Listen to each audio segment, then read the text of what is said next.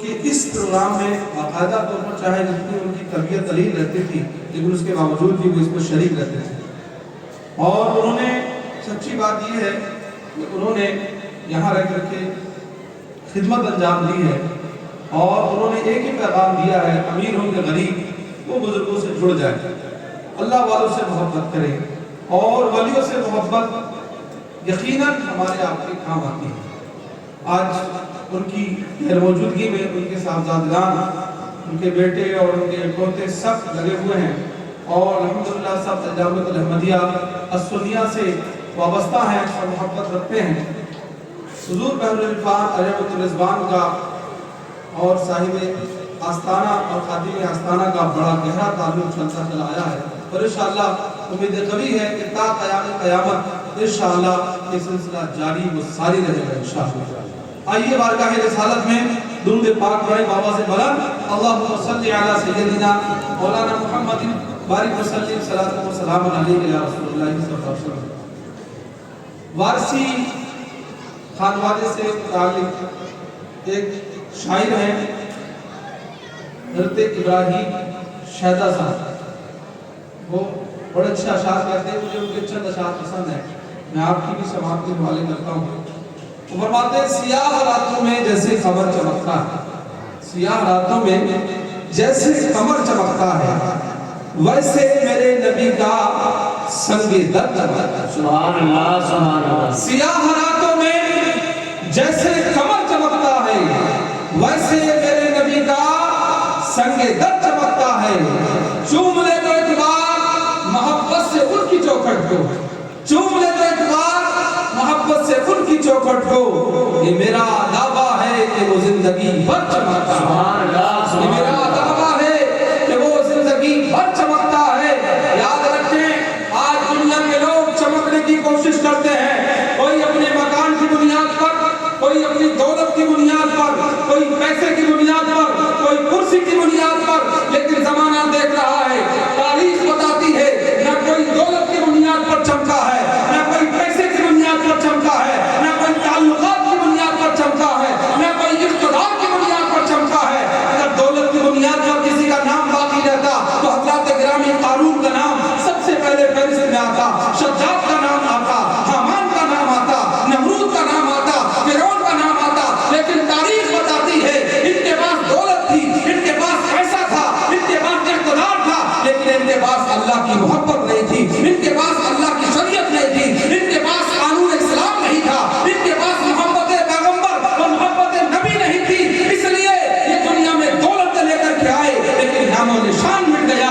ان کا کام تمام ہو گیا۔ آج دنیا میں ان کے ماننے والے نہیں ہیں، آج ان کا نام و نشان نہیں ہے، لیکن آخر وہ کون لوگ ہیں کہ جو دنیا سے چلے جاتے ہیں لیکن اپنا نام چھوڑ کے جاتے ہیں، اپنا نشان باقی رکھ کے جاتے ہیں؟ تو دنیا میں وہ ایک ہی جماعت ہے جسے ولیوں کی جماعت کہا جاتا ہے، جسے اللہ کے ولیوں کی جماعت کہا جاتا ہے، کہ وہ دنیا سے چلے جاتے ہیں لیکن ان کا نام و نشان باقی رہتا ہے۔ سبحان اللہ سبحان اللہ۔ اس لیے حضرات گرامی ان ولیوں سے محبت کرنا ہماری دنیا میں بھی کام آتا ہے اور قبر میں بھی کام آتا ہے اور انشاءاللہ حشر میں بھی کام آئے گا۔ اللہ والوں سے محبت کریں۔ اللہ کے رسول صلی اللہ علیہ وسلم کی حدیث ہے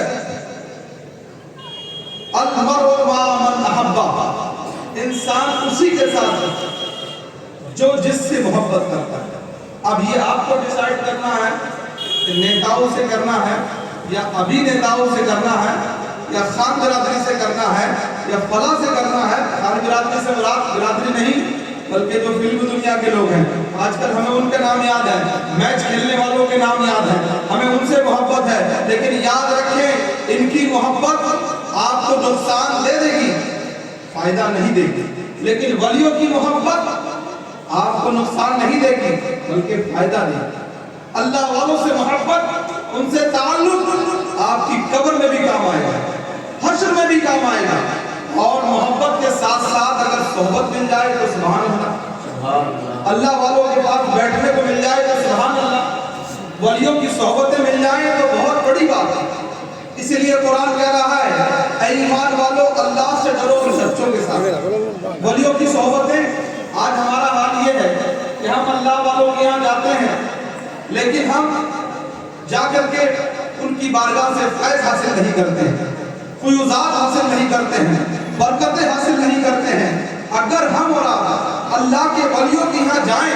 اور صحیح نیت لے کر کے جائیں، صحیح ارادے سے جائیں، تو یہ میرا دعویٰ ہے کہ کوئی شخص اپنی مراد کو خالی نہیں کر سکتا ہے۔ یہ اللہ والے وہ ہوتے ہیں کہ اللہ ان کی باتوں کو ٹالتا نہیں ہے۔ جو ان کے مزاروں پہ جاتا ہے، جو ان کی بارگاہ میں جاتا ہے، اللہ تعالیٰ اس کی دعاؤں کو قبول فرما دیتا ہے۔ سبحان اللہ سبحان اور میں یہ بات اپنی طرف سے نہیں کہہ رہا، آج کچھ لوگ ہیں جو مزاروں کے بارے میں غلط بات کرتے ہیں، مزاروں کے بارے میں الٹی سیدھی حرکتیں کرتے ہیں، مزار شریف کے بارے میں الٹے سیدھے پیغام دیتے ہیں۔ میں ان کو صرف اتنا بتانا چاہتا ہوں کہ بزرگوں کے یہاں جانا، اولیاء کرام کے مزار پہ جانا، یہ ہمارا ہی عمل نہیں، بلکہ جو 4 امام ہیں شریعت کے، 4 شریعت کے امام ہیں، میں 2 اماموں کی بات کر رہا ہوں۔ مزار ہے امام شریعت کا، اور مزار پہ جانے والا ہے وہ بھی امام شریعت ہے۔ 4 امام ہیں شریعت کے، ایک امام شریعت سب سے بڑا امام حضرت امام اعظم ابو حنیفہ نعمان بن ثابت رضی اللہ، دوسرے امام امام شافعی، تیسرے امام احمد ابن حنبل، اور چوتھے امام مالک رضی اللہ تعالیٰ۔ یہ 4 کے نام یاد رکھیں، کیونکہ ہمارے 4 امام شریعت کے ہیں اور 4 امام طریقت کے ہیں۔ یعنی کہ طریقت میں جو ہے سرکار غوث اعظم، سرکار شیخ شہاب الدین سہروردی، خواجہ غریب نواز رضی اللہ تعالیٰ عنہ، سرکار سیدنا خواجہ سید محمد بہاؤالدین نقشبند بخاری رضی اللہ عنہ۔ یہ میں نے اب آپ کو 8 بتا دیے ہیں۔ اب میں آپ کو وہی بتانا چاہتا ہوں کہ عمل کس کا کیا ہے۔ حضرت امام اعظم کے وصال کے بعد حضرت امام شافعی ان کے مزار پہ جاتے ہیں۔ امام شافعی فرماتے ہیں جب مجھے کوئی مشکل مسئلہ پیش آتا، مجھے کوئی دقت اور دشواری آتی، میرا مسئلہ حل نہیں ہوتا، تو میں امام اعظم کے مزار پہ جاتا اور 2